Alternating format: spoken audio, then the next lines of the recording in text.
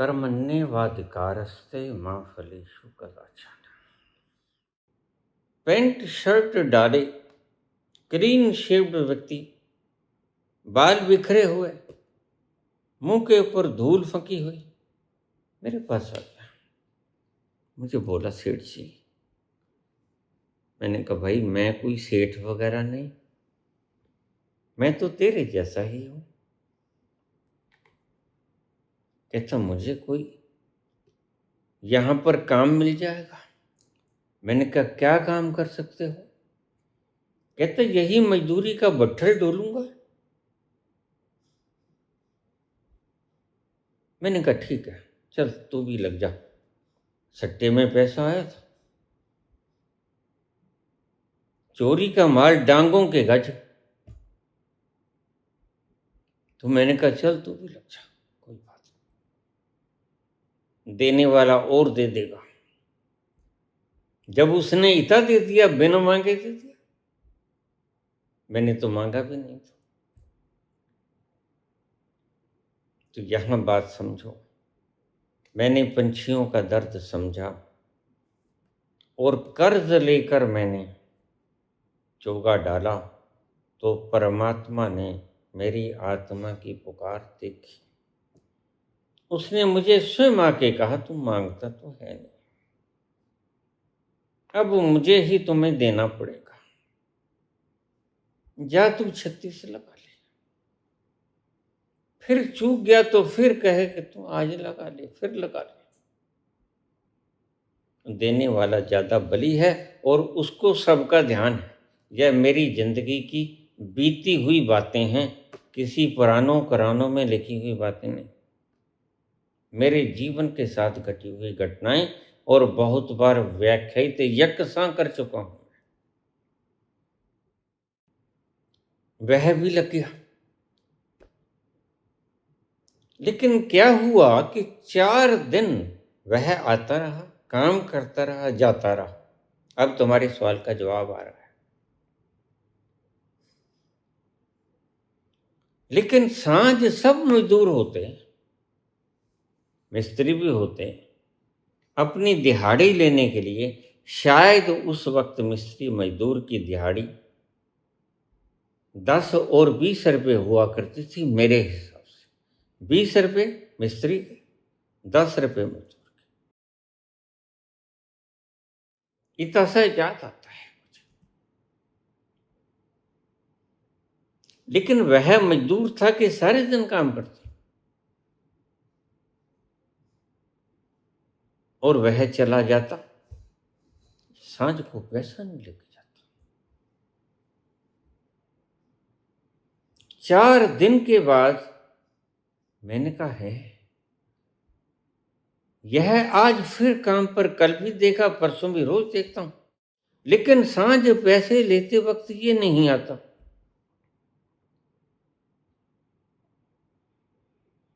मैंने उससे पूछा, अरे भाई तूने काम तो मांगा, लेकिन तू सांझ पगार लेने नहीं आता, अपनी मजदूरी दिहाड़ी। ये मजदूर लोग तो बेचारे रोज ताजा कमाते, ताजा खाते, तू नहीं आता। चुप रह गया। मैंने कहा अच्छा तू बता, आज 5 दिन हो गए।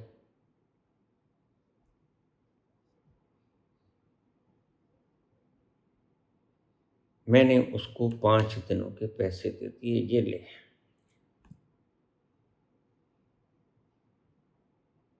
मैंने कहा कहाँ से आया? कहता जी मैं अयोध्या के पास से आया, यूपी से आया। अब मैं उस शहर का नाम भूल गया। खैर,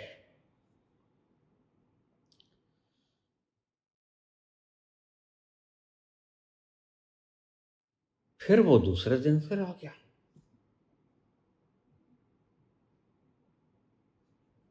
मैंने उससे कहा कि तू कुछ पढ़ा भी है थोड़ा बहुत? यहां हिसाब किताब भी होता है थोड़ा सा। कहता हाँ मैं पढ़ा हूं। मैंने कहा तू कितना पढ़ा है?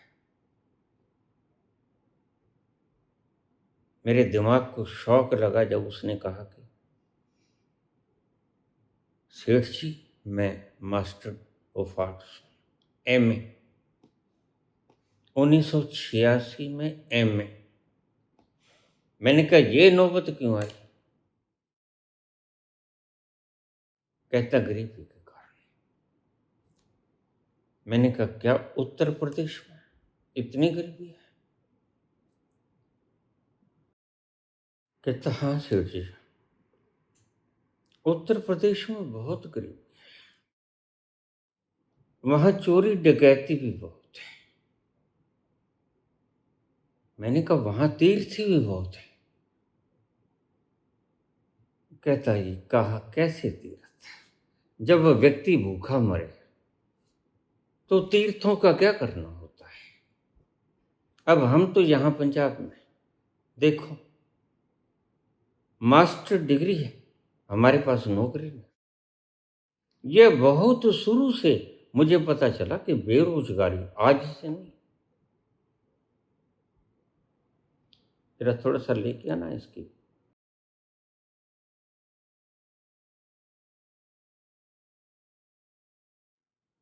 तो मैंने उसको कहा तू इतना पढ़ा लिखा है तो तेरे को मैं कुछ लिखत पढ़त का काम दे देता हूँ, पहले दिन बताना था मुझे। कहता नहीं बाबूजी सेठ जी हम तो सदा से ही ये दिहाड़ी मजदूरी का काम करते हैं, हमें वहां काम धाम नहीं मिलता। क्या? फैजाबाद। ये बता रहे हैं कि फैजाबाद और बताना लल्लू सिंह हार गए थे बीजेपी के 54,500 वोट से 2024 में। फैजाबाद की सीट थी अयोध्या। लल्लू सिंह बीजेपी के हार गए थे 2024 के लोकसभा इलेक्शन में 54,500 वोटों से। वहां का ये भैया था, क्या नाम था इसका? नीला प्रसाद।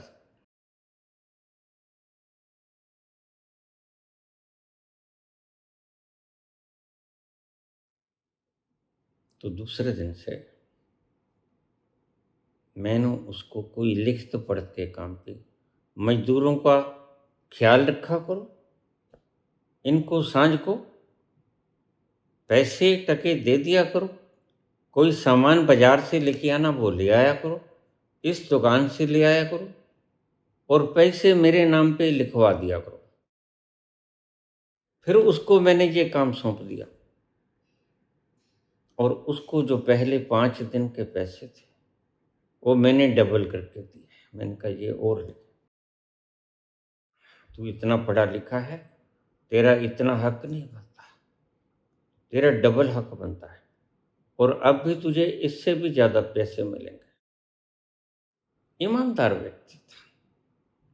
उत्तर प्रदेश के लोग मेहनती बहुत होते हैं, बिहार और उत्तर प्रदेश, क्योंकि मैंने आड़त की दुकान भी की है, वहाँ बिहार से भी आते थे, उत्तर प्रदेश के भी आते थे। मेहनत का शोर, ईमानदार।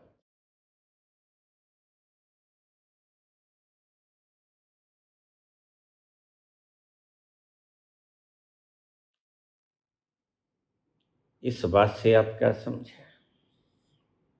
ये तुम्हारे प्रश्न का जवाब है।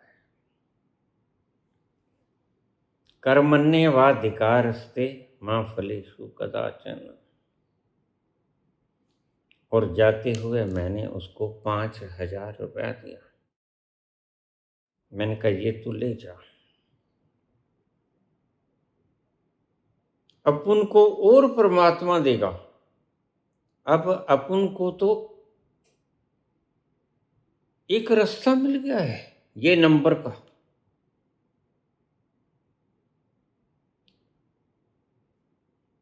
उसने सिर्फ कर्म किया, सांझ जाते वक्त उसने पैसा नहीं मांगा, चुपके से निकल जाता। कर्मण्येवाधिकारस्ते, उसने अपना कर्म किया और बड़े प्रेम से काम करता, मेहनत से। माँ फलेषु कदाचन, परमात्मा कभी किसी का हक नहीं रखा। आज मुझे लोग गालियां निकाल रहे हैं, महात्मा गांधी ने ये नहीं किया, ये नहीं किया। अगर ऐसा कर देता तो 30 साल पहले आजादी मिल जाती।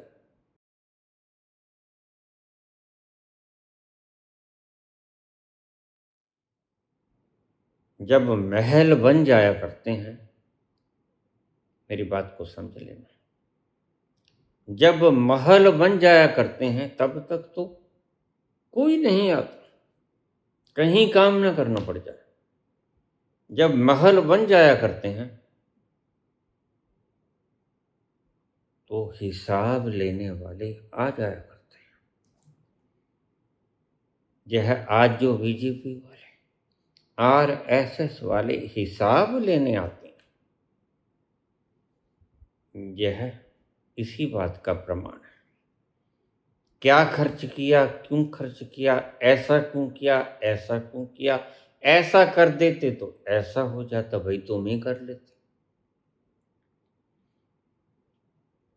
तुम कहाँ गए थे, तुम्हारे बाप दादा कहाँ गए थे। गांधी के नाम लिखा था कि गांधी ने सब कुछ करा था। आज फिर लोग कह रहे हैं कि बाबा फंस गए हैं, अब तुम बचाओ। और रात्रि को भी मुझे बाबा ने कहा, ये काम धंधा छोड़ दो, ये तुम्हारे जैसा पिछले जन्म में इन्होंने इनाम दिया था, वैसा ही ये अब इनाम दे देंगे। तुम अपनी अध्यात्म की बात उसमें निष्णात हो, फिर गांधी कभी पैदा नहीं होगा। कर्मण्येवाधिकारस्ते मा फलेषु कदाचन। तो उस मजदूर ने 5 दिन काम किया, लेकिन मेरे से पैसा नहीं मांगा उसने।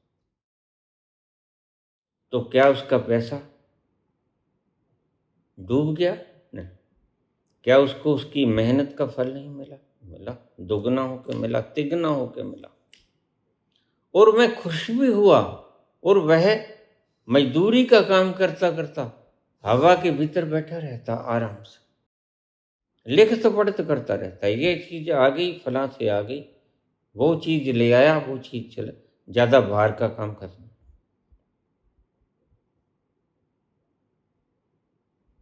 कर्म कर, फल की इच्छा न कर, यह इस कहानी से सीख लो। पता नहीं उसने कहां सिखाया, मुझे बाद में पता चला।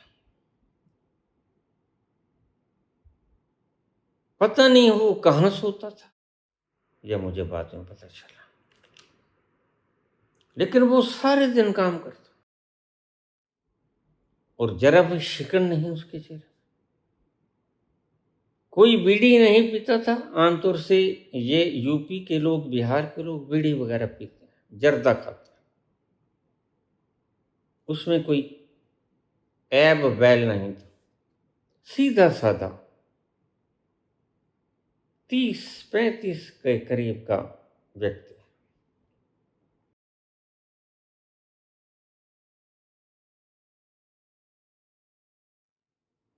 5 दिन काम किया,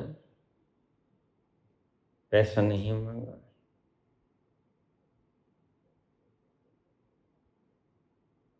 तो क्या उसे नहीं मिला? मिला। जितनी मजदूरी थी बाकियों को तो उतनी ही मिली जिन्होंने मांगा, और जिसने नहीं मांगा उसको 4 गुना मिली। प्रसन्नता अलग, मेरी आत्मा उसे देखकर बड़ी खुशी होती है। दुखी भी होते हैं कि master degree honour Uttar Pradesh में, इसके लिए कोई नौकरी नहीं है, कहता सेठ जी नौकरी तो बहुत है। उस वक्त कांग्रेस का राज था।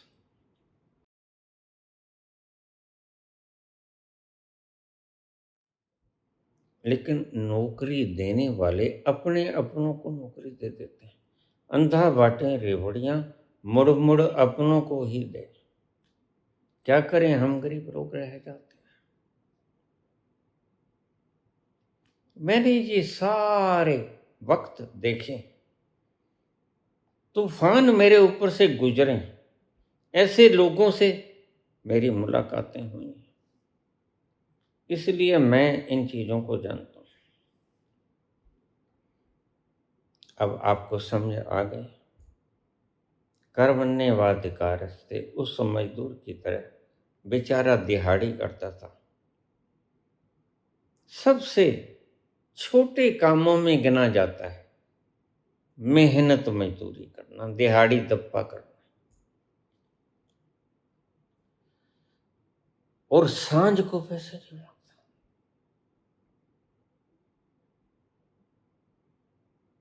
फिर बाद में पता चला कि वो गुरुद्वारा जाकर रोटी खा के आता। हमारे पंजाब में कोई व्यक्ति भूखा नहीं सोता।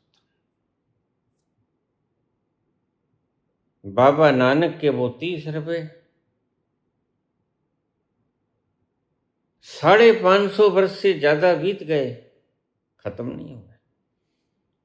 और हर गुरुद्वारा में लंगर चल रहा है। देशों में विदेशों में सब जगह खालसा पंथ पहुंच जाता है, खालसा एड पहुंच जाता है। लेकिन बाबा नानक के वो 30 रुपए खत्म नहीं हो रहे। और मैं तुम्हें एक बात बताऊं, ये 30 रुपए कभी खत्म होंगे भी नहीं अगर बाबा नानक के सच्चे शिष्य बने रहे। अभी कुछ आवाजें मैंने सुनी थी। एक व्यक्ति मुझसे कह रहा था कि जब दूसरे धर्मों वाले हमारी कदर नहीं करते तो हम लंगर सिर्फ सिखों के लिए ही रखें। मैंने कहा वही आ गया ना बीजेपी और आरएसएस वाला काम। बाबा नानक ने इंसान के भूखे पेटों को तृप्त किया था। तुम सिखों के पेटों को तृप्त करोगे, तुम्हें शर्म नहीं आती? तुम यहां से चले जाओ। उसने कोई जाति पूछी थी? उसने कोई धर्म संप्रदाय पूछा था? बाबा नानक ने कहा तुम भूखे हो तो मैं तुम्हें खाना खिला देता हूं, चलो मेरे साथ। पता नहीं वो कहां से आए, पता नहीं वो कौन थे, किस धर्म के थे, किस जाति के थे, लेकिन भूखे थे। और भूखे का पेट भरना सबसे बड़ा पुण्य होता है। अब जरा सोचना, इतना विराट संसार, बड़े से बड़ा scientist Albert Einstein, sir Isaac Newton, Rutherford, Nikola, एक रेत का जर्रा बना के दिखा दें तो मैं उन्हें वैज्ञानिक मान जाऊंगा। वो इसकी एटॉमिक मॉलिक्यूलर कंस्ट्रक्शन तो बता सकते हैं, कैसे बने। पानी 2 हाइड्रोजन के एटम, 1 ऑक्सीजन, बस इतना बता दो। लेकिन दैट इज नॉट सफिशिएंट, यह है पर्याप्त नहीं। क्या तुम हाइड्रोजन का एटम बना सकते हो? क्या तुम ऑक्सीजन का आइटम बना सकते हो? बात ये है। और तुम उस परमात्मा को मानने से इसीलिए इनकार कर देते हो कि वह इतना वृहद विराट है कि तुम्हें समझ में नहीं आता कि उसने बनाया कैसे होगा। तो तुम आखिर में तुम्हारी खोपड़ी तिड़ तिड़ करने लग जाती है। फिर तुम कहते तो नहीं वो है नहीं, क्योंकि मनुष्य मनुष्य की भाषा में सोचता है इतना कितना बड़ा आदमी होगा, जिसने ये बना दिया होगा वो कोई कुम्हार थोड़ी है। कुछ चेतना है एनर्जी से युक्त, लेकिन तुम अपने बुद्धि के हिसाब से सांचे गढ़ लेते हो।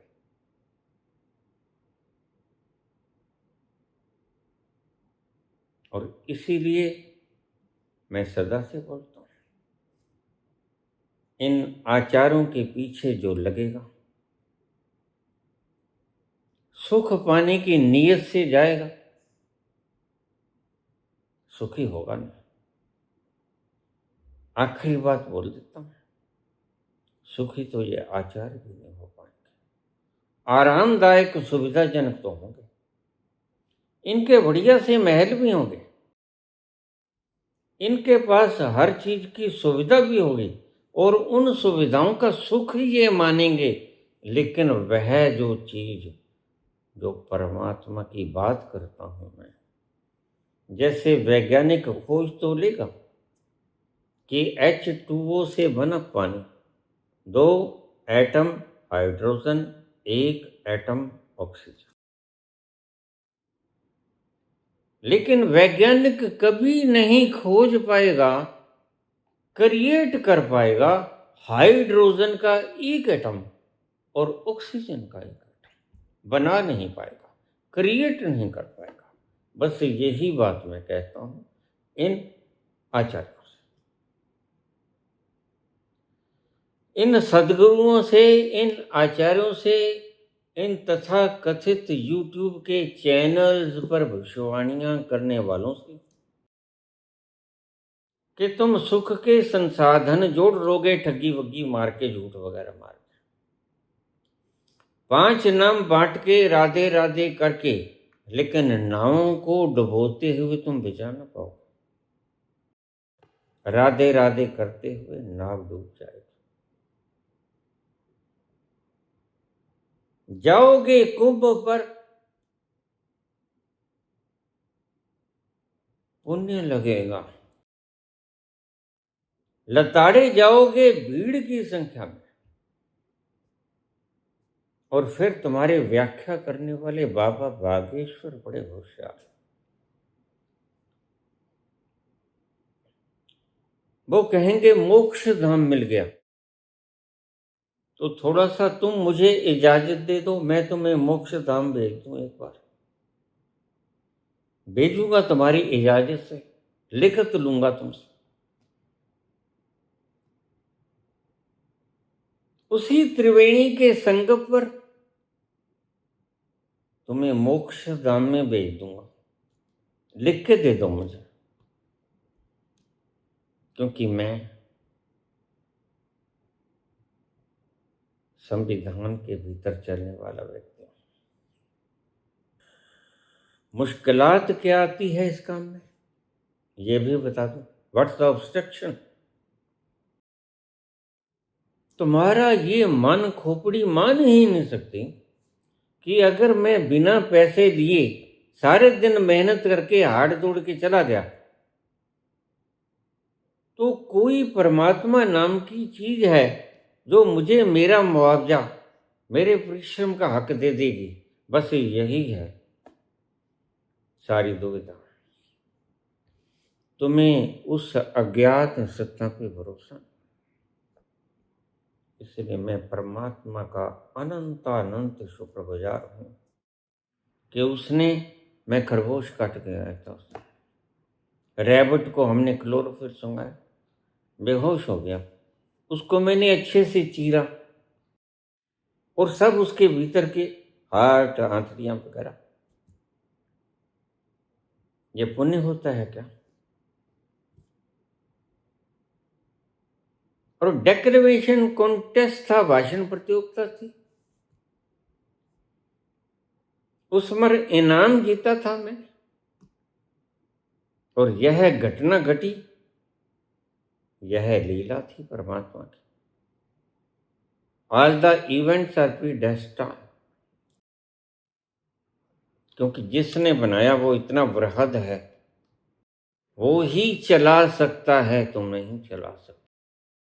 जो बना सकता है वो ही चला सकता है, तुम चला नहीं सकते। और तुम्हें ये भ्रांति है कि बनाता तो वो है, बन तो गया खुद ही। ठीक, तो फिर काम भी खुद ही हो जाएगा। अगर खुद ही बन गया, अगर सैभम है प्रकृति, तो सैभम ही समझ लो कि वो भी खुद ही जाएगा। नहीं, यहां नहीं, करना तो हमें पड़ेगा।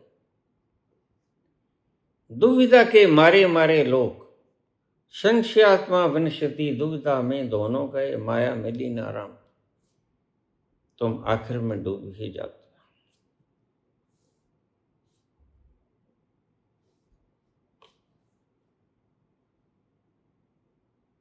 तो मैंने ये कहानी इतने विस्तार से बैकग्राउंड बना के, सच्ची कहानी है बिल्कुल, अल्फाज अल्फाज इसका सही, मेरे जीवन के साथ भी यही घटना। इतना गरीब व्यक्ति रोजगार की तलाश में निकला, रोजगार मिला और शाम को पैसे नहीं लेके आता। खाना खाता है गुरुद्वारा में, सोता है गुरुद्वारा में, बाहर सो जाता है। इनकी आदत पड़ जाती है। गरीब व्यक्तियों को डनलप के पिलो नहीं चाहिए, और उनको कोई डर भय भी नहीं होता कि सांप काट जाएगा, बिच्छू काट जाएगा। तुम तो हजार चीजों को देखकर फिर सोते हो। लेकिन इन गरीब व्यक्तियों को कोई फिक्र नहीं होता। वह चला गया, उस व्यक्ति में एक ईश्वर प्रदत्त डिटर्मिनेशन रहा होगा कि कहां जाते हैं पैसे।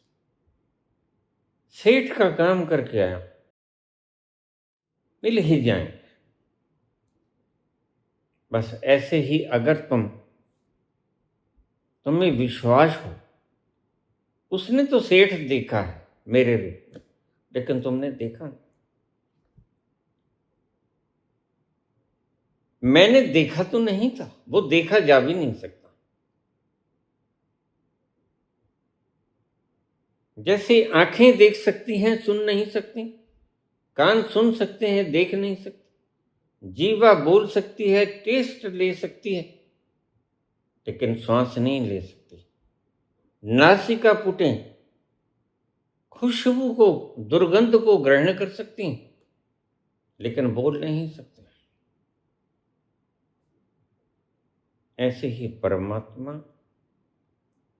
दिखता नहीं, उसका दर्शन नहीं होता।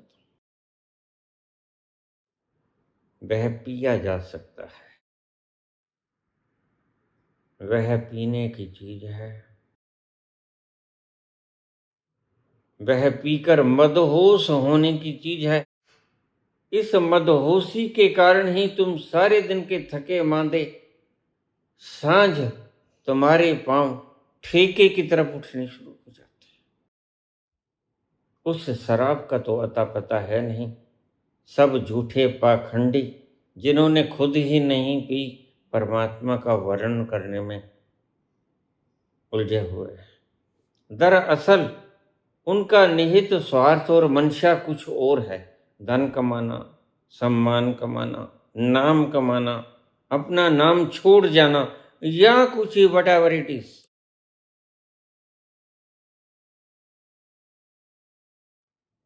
लेकिन जिस ढंग से परमात्मा ने मेरे जीवन की कहानी एक उपन्यास की तरह लिखी, आज भी मैं हैरान होता। उसने सबसे पहले नींव डाली, क्योंकि उसने 100 मंजिला इमारत खड़ी करनी थी। उसने एक ढांचे को मास्टर ऑफ मास्टर्स बनाना था, और मास्टर ऑफ मास्टर्स ऐसे नहीं बना करते। जितना ऊंचा वृक्ष को जाना होता है, उतनी जड़ें गहरी पाताल तक पहुंचानी होती हैं। तो उसने सबसे पहले मेरी जिंदगी में वो इंसिडेंट लेके आया, तुम इसे समझ नहीं सकते कि सब वो ही करता है। मुझे लोग कह देते हैं क्या मैं तुम्हें मार दूं? तो फिर वो मारेगा? मैंने कहा बिल्कुल, उसकी इच्छा के बिना मैं मर भी नहीं पाऊंगा। 8-10 बार मर चुका हूं मैं, लेकिन मरा नहीं। ये रोहित जैसे लोग तो वहीं खड़े थे, मेरा पुत्र कुणाल भी वहीं खड़ा था। एक अन्य व्यक्ति था जिसने मुझे बचाया था, उसने मुझे निकाला था। इन सब का ये दर्शन है, इन सब का सहयोग है। आज अगर मैं कुछ बोल रहा हूं तो परमात्मा ने इनसे भी काम लेना था, अन्यथा मैं तो बड़ी नहर में जा रहा था। वहां कुछ लोग फूल गिराने आए थे, रश बहुत ज्यादा था, तो मैं छोटे वाली नहर में आ गया। गहरी तो वह भी बहुत है, 30 फुट गहरी। खैर डूबने के लिए तो 30 फुट भी बहुत होती है। इस ढंग से उसने उपन्यास लिखा। अब कल ही मुझे एक फोन आया, किसी अंग्रेज व्यक्ति का फोन आया। तो मैंने आपकी बायोग्राफी पढ़ी। बाबा, मैंने जिंदगी में हजारों किताबें पढ़ी और कल सारी किताबें मैंने पढ़ दी, आग लगा दी। मैंने कहा क्यों? कहते इससे बढ़िया किताब मुझे जिंदगी में पढ़ने को मिली नहीं। धारा प्रवाह। जैसे ही मैंने प्रथम पृष्ठ शुरू किया, मैं स्लिप ही होता चला गया और मुझे पता ही नहीं चला कि किताब कब पूरी पड़ी। ऐसा शानदार ढंग से अनुवाद किया गया अंग्रेजी किताब का। हालांकि मैं अंग्रेजी बोला नहीं, मैं बोला हिंदी में, लेकिन तर्जमा करने वाले ने बखूबी तर्जमा किया है। एक एक अल्फाज में उसने मेरे भाव और मेरा जीवंत बोलना साकार कर दिया उसने।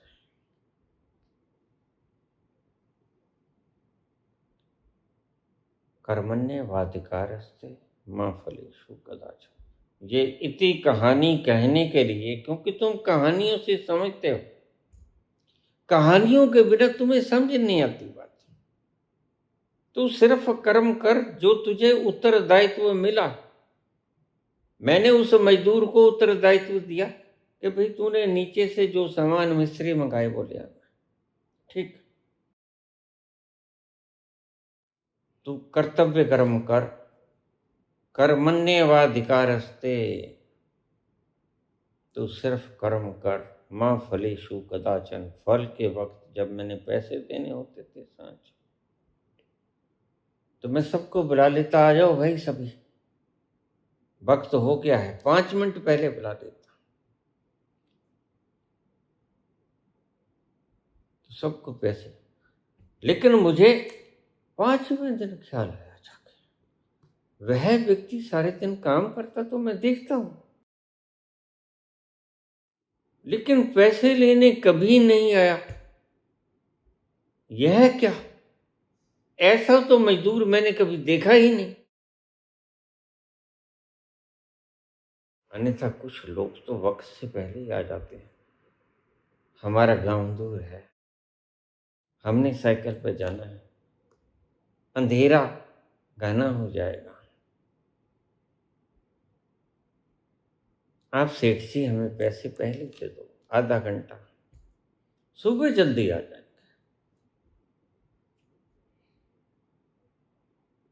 लेकिन इस व्यक्ति ने काम किया।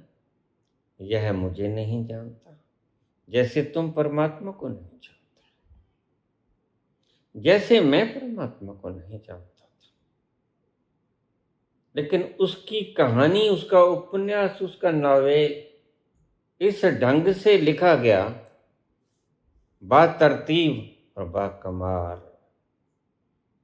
एक एक इंसिडेंट उसने प्रत्येक व्यक्ति के जीवन की ऐसी गाड़ी कि जब तुम शांत लम्हों में बैठ जाओगे, फुर्सत के लम्हों में अपनी ही जिंदगी को देखोगे, दूसरों की जिंदगी की मूवी के ऊपर वक्त, शक्ति और पैसे खराब मत करो। तुम्हारी अपनी ही जिंदगी, प्रत्येक व्यक्ति की जिंदगी इतनी शानदार है, तुम उसी को देखो साक्षी भाव से, तो तुम हतप्रभ रह जाओगे।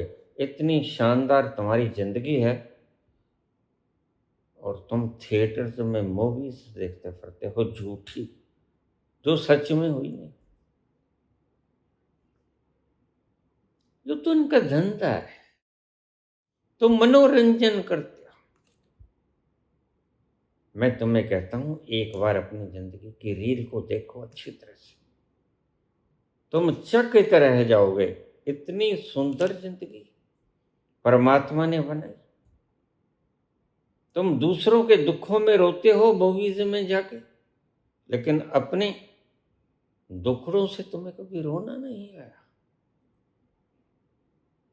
तुम्हारे बाप ने 2 बच्चे जन्म दिए थे, अच्छा कमाया था, अच्छा सब कुछ बनाया था, लेकिन तुम्हारा बाप ये जिद करके क्यों बैठ गया कि मेरी बात मानोगे, मेरे बड़े भाई को बाप मानोगे, मेरे बड़े भाई को पांव छुओगे तो मैं तुम्हें अपनी जायदाद का हिस्सा दूंगा, अन्यथा मैं तुम्हें ठूठा। ऐसे लोग मैंने देखे, दुष्ट प्रवृत्ति के लोग, महादुष्ट प्रवृत्ति के लोग। अरे भाई, इस व्यक्ति ने कोई एग्रीमेंट किया था तेरे साथ कि मुझे जीवन दे दे, जहां और फेंक दिए फैल के अंदर, निरोध के अंदर, इसको भी फेंक देता। लेकिन नहीं, पुत्र तो 2 चाहिए। बाबा से वचन लेके गया है, तो 2 पुत्र पैदा किए। आगे से मैं कह देता हूं, पुत्र तो कल ही मुझे रोज फोन आ जाता। आपकी कृपा से बाबा 3 बेटियां थी, आपसे फरियाद की, आज पुत्र। मैं कहता हूं देखो, इसका हिस्सा इसको वाजिब तौर पे दे देना, अन्यथा पाप मुझे लगेगा और मुझे पाप लगेगा, तुम्हें मेरा श्राप लगेगा। मैं तुम्हें बख्शूंगा। क्यों? क्योंकि मेरे प्रताप से ये आया। मैं ये जो कड़ी तप और तपश्चर्या कर रहा हूं, 14 वर्षों से एक स्थान पर बैठा बिना कुछ अन्न खाए, तुम एक दिन बैठ कर देखो। यह घोर तपश्चर्या का जो परमात्मा मुझे फल देता है, मैं तुम लोगों में बांट देता हूं। तो मैं ये पाप नहीं कमाना चाहता कि मेरे तेज बल से, मेरे पुण्य प्रताप से, मेरी तपश्चर्या से अगर तुम्हें पुत्र प्राप्ति हुई है तो तुम उसका हक खा जाओ। ये कतई मंजूर नहीं है मुझे। और दूसरे को अगर तुम दोगे, फलीभूत उसके भी नहीं होगा, फिर उनकी रूह कांप जाती है। कर्मण्येवाधिकारस्ते मां फलेषु कदाचन। शायद मेरी कहानी से आज कोई भी व्यक्ति ऐसा नहीं होगा जो समझ ना पाया हो कि इस शब्द का भगवान कृष्ण का वास्तविक अर्थ क्या। बोला तो मैंने बहुत है, बड़े बड़े डायमेंशन से मैंने बोला है, लेकिन आज मैंने बड़े कहानी के रूप में तुम्हें समझाया। जब तुम्हें समझ नहीं आया, मैं समझता हूं तुम कहानियों से ज्यादा अच्छी तरह समझ जाते हो। तो आज मुझे ये सुनने वाले, ये सूक्ष्म रूहें भी गर्दन हिला रही हैं कि आज समझाया बाबा, आज समझ आया, बिल्कुल समझ आया कि तू सिर्फ कर्म कर। उसको देखा तो नहीं है, लेकिन मेरे कहने से विश्वास कर ले, वह है। मैंने उसे देखा है। मैंने उसे देखा है और मैं उसके होने पर स्टैंप लगाता हूं। मार्कस के ऊपर तुम विश्वास करोगे तो गच्चा खा जाओ। सुन लो मेरी बात, ये तो सड़ेंगे ही दुख में, जिसको तुम नरक कहते हो। यह आचार्य सड़ेंगे नरक में, दुख में, क्योंकि यह सही मार्ग पर नहीं है। मेरे पास आंखें हैं और इनको चलते हुए मैं देख रहा हूं। They are on the wrong path. इसलिए डंके की चोट पे कह सकता हूं, ये कभी उस आनंद को नहीं मान पाएंगे। सुख होगा इनके पास, सुविधा होगी इनके पास, ऐशो आराम के साधन होंगे। जिस संस्था को मजबूत करने का ये होका भर रहे थे आपको, वो संस्था भी बड़ी मजबूत होगी, लेकिन उसकी मालिकाना हक इनके पास होगा। तो इनको सुख तो होगा, और यही तो व्यक्ति की मूर्ता है।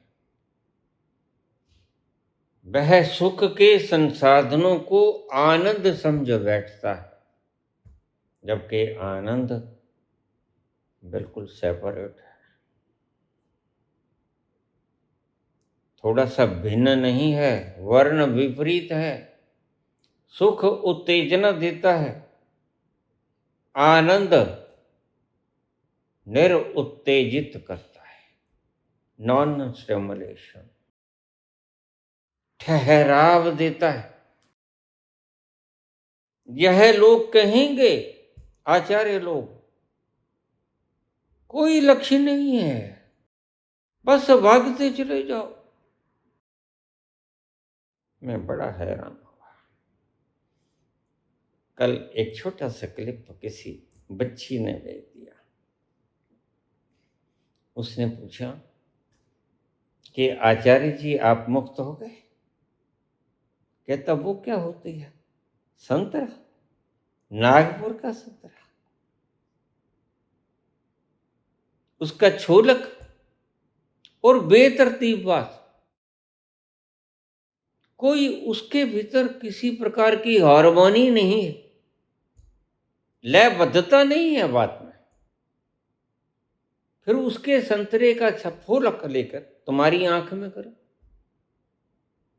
और हा हा हा करो। मैंने कहा शाबाश, आज पूरा समझ आया आचार्य जी। कुछ नहीं है, अपना काम करो, अपने कर्तव्य कर्म करो, कहीं नहीं पहुंचना है, मुक्ति वगैरह कुछ नहीं होता। चरे बहती, चरे बहती, चरे बहती। ओह,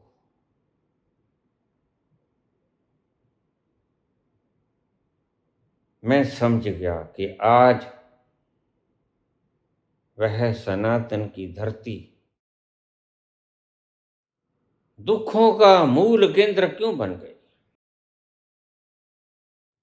इसका मुख्य कारण मुझे समझ आया। पढ़े लिखे लोगों की क्वालिफिकेशन देखकर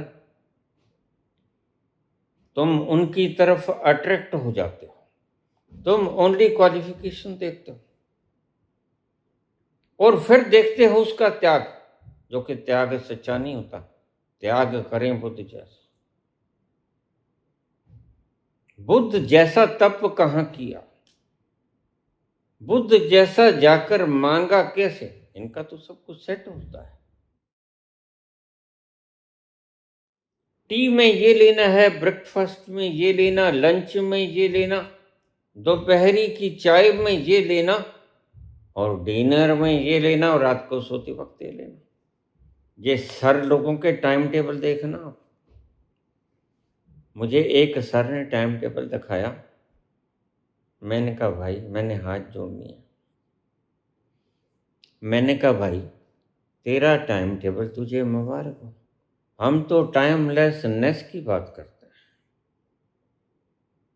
तेरा टाइम तुझे मुबारक हो, तू उठ जाया कर सुबह 5 बजे। हम तो तब उठेंगे जब नींद खुलेगी।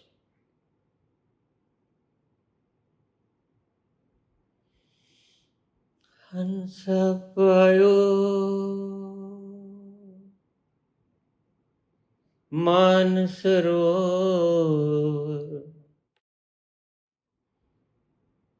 ताल तलैया क्यों डोले, ताल तलैया क्यों डोले, मन मस्त हुआ फिर क्यों बोले, मन मस्त हुआ फिर क्यों बोले।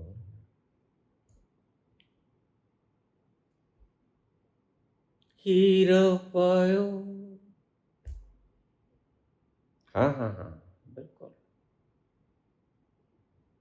तुम्हें विश्वास नहीं है कि हम काम करेंगे और हमें अगर सेठ ने पैसे नहीं दिए तो कोई ऐसी एक्स्ट्रा ऑर्डिनरी शक्ति है जो हमें हमारा हक दे देगी।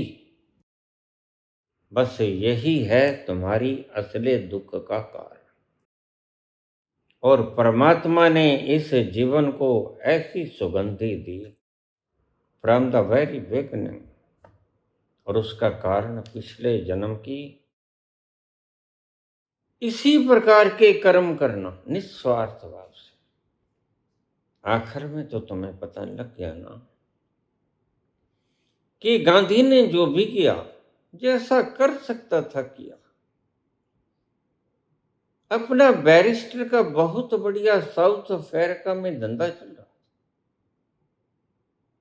वहां भी उसने यही काम किया। काले गोरे का झगड़ा था, वहां भी जेलों में गया, अपनी प्रैक्टिस जारी रखी। फिर वहां से गोपाल कृष्ण गोखले का पत्र गया कि जहां लीडर नहीं है कोई, और लीडर के बिना कभी फौज नहीं तैयार होती।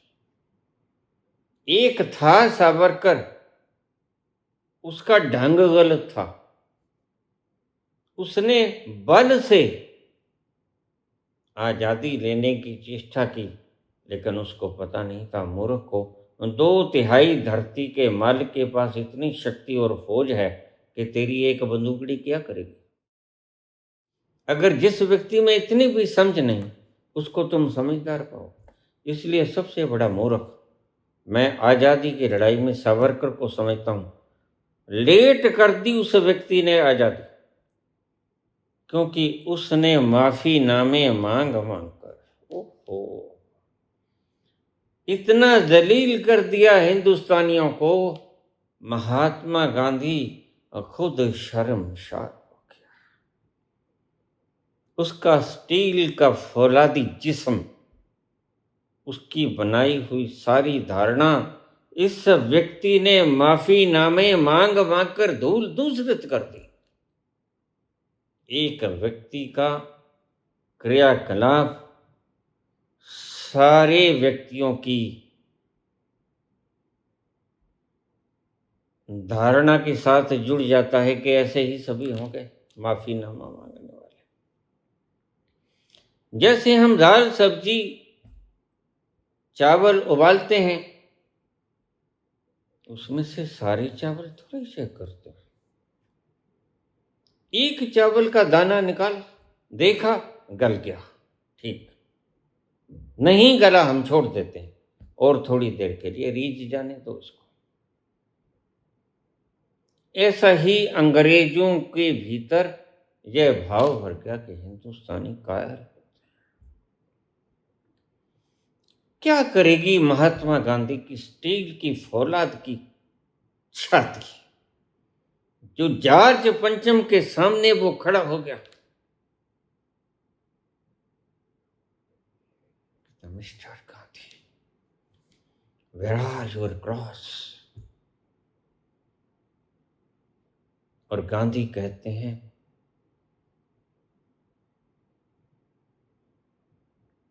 महामालिक ओ माय लॉर्ड, तुम मेरे वस्त्रों की फिक्र करते हो? तुम अपने जिस्म पे देखो, सारे भारतवर्ष के कपड़े तुमने ही पहन लिए। और जॉर्ज पंचम वाज शॉक्ड देन, और उस दिन का शौक लगा, उसने चारपाई पकड़ लिया, वह मर ही गया। ऐसे भीतर गए उस व्यक्ति के शब्द कि वह मरने को मर गया, स्वस्थ नहीं हो पाया। यह होती है फौलादी सीने।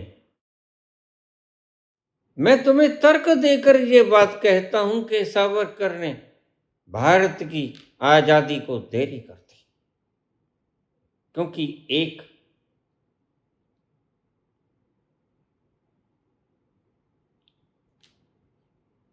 संदेश गया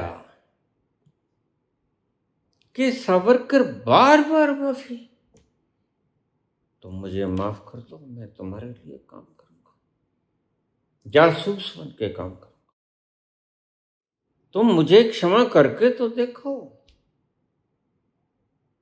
इतने बार माफीनामा, तो एक संदेश गया अंग्रेजों के बीच में कि इंडियंस आर कवर्ड्स, भारतीय लोग कायर होते हैं। क्या करेगा गांधी का फौलादी से? इस व्यक्ति ने भारत की आजादी को बहुत देर करवा दी, और ऐसी छाप छोड़ के गया ये व्यक्ति, तुम इसको मान दे दो, हमें कोई फर्क नहीं पड़ता। मैं कहता हूं कि किसी भी व्यक्ति का हक, वह जिसे मैं सुप्रीमो कहता हूं, अज्ञात, अज्ञे, अननोन, अनोनुएबल, वह रखा नहीं करता। पिछले जन्म में अगर गांधी ने जो किया, आपसे कुछ नहीं मांगा उसने। हालांकि सावरकर का पैगाम आया उसके दूत के जरिए कि मोहन कहा करता था, मैं उसे विनायक कहा करता, वो उससे मुझे मोहन कहा करता। मोहन, गद्दी तुम्हारा हक है, तुम पेंट कोट डालो, गद्दी पे बैठ जाओ, बहुत बढ़िया लीड कर पाओगे। मैंने कहा, मैंने गद्दी के लिए जो भी किया, ठीक किया, गलत किया, थोड़ा किया, ज्यादा किया, गद्दी के लिए नहीं किया, और मैंने अकेले ने नहीं किया। गरम धड़ा भी था, नरम भी था, लुट गए, फांसी चढ़ गए, इंडियन नेशनल आर्मी की स्थापना कर ली। सुभाष चंद्र बोस जैसे लोगों की शहादत को तुम क्यों भुलाती है? और किसने कहा कि गांधी ने कहा कि मैंने आजादी दिलाई? ये तुम्हारी खुद की ही प्रोपेगेंडा है। गांधी ने तो अगर ये कहा होता तो वो छलांग लगा के गद्दी पे बैठ जाते, लेकिन गांधी का कर्म बतला गया कि उसने कर्म किया कैसे था। ये होता है निष्काम कर्म। कर्मण्येवाधिकारस्ते, सिर्फ कर्म किया उसने। उस मजदूर की तरह मां फलेषु कदाचन, और उसको तुमने गोलियों से मार दिया। ठीक। पटेल आए थे एक दिन पहले। पटेल कहते, बापू मेरी सीआईडी, गृह मंत्री थे, इंटेलिजेंस ये कहती है कि ये तुझे मार के छोड़ेंगे। तो गांधी हंसे। गांधी ने कहा, मैंने सब काम कर दिया जो मैं करना चाहता था, अब एक काम बाकी रह गया। पटेल कहता, बापू क्या? कहते, वह कि कोई मुझे मार दे आके। और परमात्मा ने गांधी की इच्छा पूरी की। मैं भी यही चाहता हूं, इसलिए इतना बुलंदी से बोलता हूं लेकिन तुम ऐसे कायर हो कि तुम आके मुझे गोलियों से भून नहीं देते। मेरी कोई कमजोरी नहीं, ये तुम्हारी कायरता है। मैं दिन भर रात तुम्हारी छील उधाड़ता हूं, लेकिन तुम ऐसे हो, मैं जानता हूं कि तुम पापी हो, तुम कायर हो, तुम भोगी हो, विलासी हो, एपिस्टेन का, तुम चोर हो, गद्दार हो, कातिल हो, हत्यारे हो, लुटेरे हो। झूठ बोलकर तुमने सत्ता हत्या की। उस व्यक्ति को गाली निकालते हो जिसके पास सत्ता थी और उसने इनकार कर दिया, नहीं मैं बैठूंगा।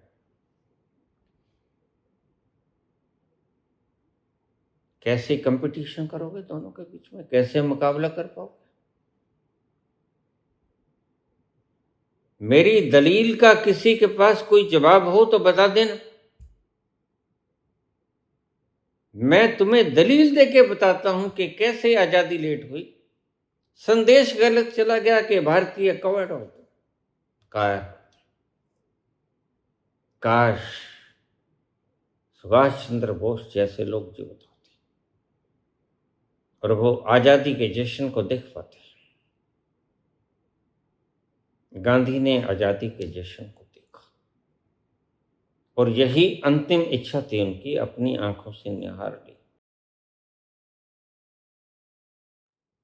वो वक्त देख लिया अपनी आंखों से जब हिंदुस्तानी नाच रहे थे आधी रात को।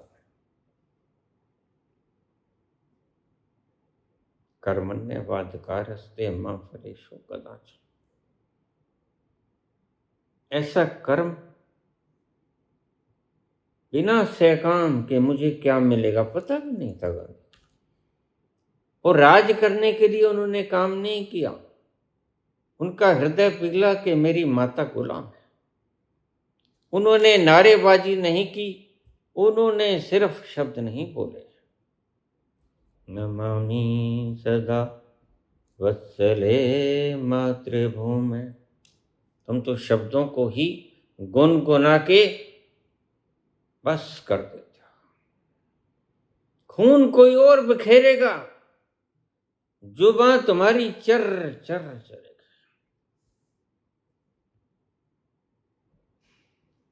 बातें बघारने का तुम योग्य नहीं हो, तुमने कोई ऐसा काम नहीं किया। राजगद्दियां तुम्हें माफिक नहीं आएंगी। You will have to commit suicide one day. तुम अपने ही कर्मों के कारण मर जाओगे, तुम्हें कोई मारने भी नहीं आएगा। हिरण्यकश्यप की तरह नरसिंह कोई आएगा नहीं तुम्हें मारने, तुम अपने कर्मों से ही मर जाओगे। अगर इस तरह से काम हो तो परमात्मा ने गांधी का हक नहीं रखा नहीं। क्या कर्म किया था मैंने? इस जन्म में तो कोई नहीं, मैं तो खरगोश काट गया। लेकिन पिछले जन्मों के वो निष्काम कर्म तमाम बंधनों को झट से तोड़ गया। खाक में मिला गया सभी बंधन मान्यताओं। और मैंने कभी शास्त्रों का अध्ययन नहीं किया था। उसने मुझे सही जो भीतर बैठा हुआ शास्त्र है उसका अध्ययन करवाया। ये पढ़ो, ये है सही पढ़ने वाली चीज। इसको ही पढ़कर बाहर के शास्त्र लिखे गए ऋषि मुनियों के द्वारा तुम सीधे सीधे इस शास्त्र को पढ़ लो। अगर किसी ने कोई कोताही की होगी बाहर के शास्त्र में, जब हम गुलाम थे तब बहुत किताबों में तरमीमें की गई, बिगाड़ दिए गए। हमारे वेद उपनिषद को खराब कर दिया गया, उनके शब्दों को तोड़ मरोड़ दिया गया। तो उस परम पिता परमात्मा ने, उस विराट ने गांधी के हक जितना बनता था, मैं शर्मसार हूं, इतना तो मैंने किया नहीं था। धन्यवाद। इतना तो मैंने किया नहीं था जितना उसने मुझे दे दिया। मेरा रोआ रोआ खुशबू से ग्रस्त नाचता है, हर पल हर घड़ी।